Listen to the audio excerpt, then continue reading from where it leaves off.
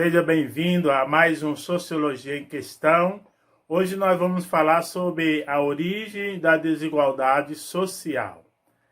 Todos nós já nos perguntamos, por que será que existem pessoas que são pobres e pessoas que são ricas? Por que alguns têm de mais e outros têm de menos? O que justifica essa desigualdade? Vamos dar uma olhada para essa questão a partir do pensamento de três filósofos muito importantes. Sabendo que essa questão ela sempre foi colocada durante a história da filosofia.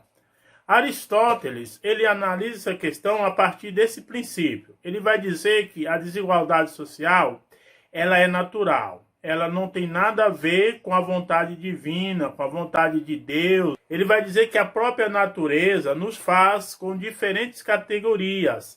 Ou a própria natureza nos faz com diferentes qualidades, características, habilidades pessoais e individuais. E são essas habilidades, são essas características que interferem no modo como nós desenvolvemos as atividades e o trabalho do nosso dia a dia. Ou seja, essas características também definem a nossa função. Então, nesse sentido, a desigualdade social ela é totalmente natural. Dá um exemplo, ele vai analisar a questão da família. Na família, o que preza é a necessidade de sobrevivência. E na família, a relação se dá entre o homem e a mulher, e ambos têm características diferentes.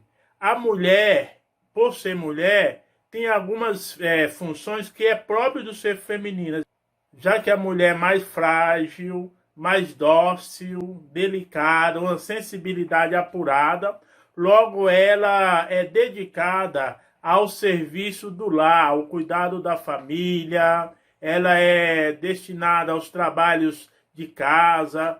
Por quê? Pelo fato de ser mulher e ter algumas características próprias da mulher. O homem é o provedor por natureza, é aquele que deve buscar a sobrevivência, buscar os alimentos desde os inícios. A questão masculina é aquele que deve prover a prole. A sensibilidade da mulher também coloca ela diante da realidade muito mais sensível, que exige menos esforços. Já a questão masculina já coloca-o diante de uma responsabilidade, um trabalho mais duro, mais árduo. E aí nós temos, então, um princípio de uma divisão de trabalho entre homem e mulher.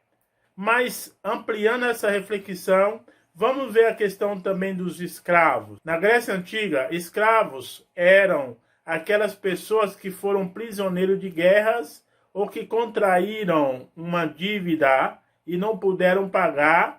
Então agora se tornaram-se escravos para pagar a própria dívida com seu credor. Porém, com o passar do tempo, usaram o pensamento de Aristóteles. Não que Aristóteles tinha pensado assim, mas usaram o seu pensamento para justificar a escravidão baseada na cor da pele. Uma vez que chegaram à conclusão que os negros tinham um porte físico avantajados, que eles tinham força física, logo eles seriam ideal para o trabalho pesado. E assim a escravidão dos negros foram sendo justificada pouco a pouco no decorrer do desenvolvimento da colonização em vários países.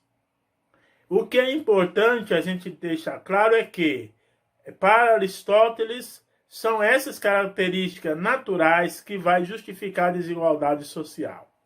Um outro pensador importante é Jacques Rousseau. Jacques Rousseau, diferentemente de Aristóteles, dirá que a desigualdade social se funda na propriedade privada. Quando o indivíduo cercou um pedaço de terra com arame farpado e disse, isso é meu, ele criou a propriedade privada.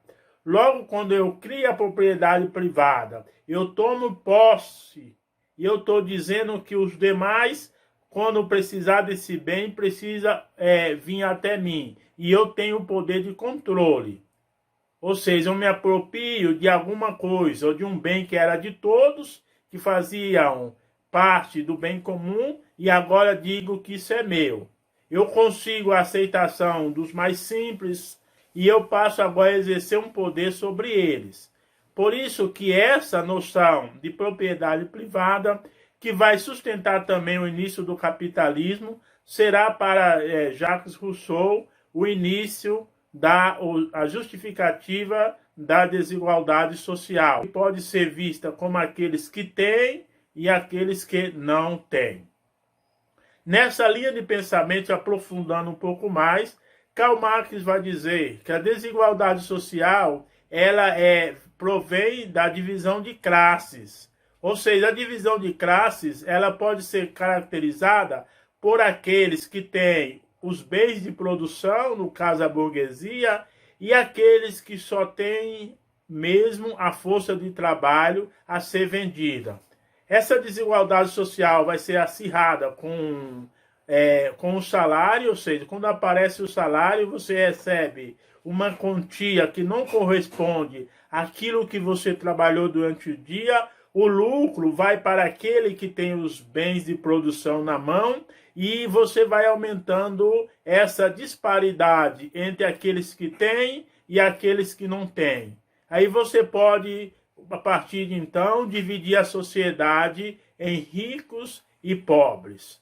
E a desigualdade social estaria a partir das relações de produção, segundo o pensamento de Karl Marx, justificado exatamente nas ideias de que alguns têm os bens de produção e o outro simplesmente pode vender a força de trabalho, tornando assim dependente daquele que é dono dos bens de produção. Então, isso estabelece na sociedade uma divisão: ricos e pobres, miseráveis e aqueles que têm tudo na própria mão. Por hoje, vamos ficar por aqui. Muito obrigado a todos que assistiram essa videoaula.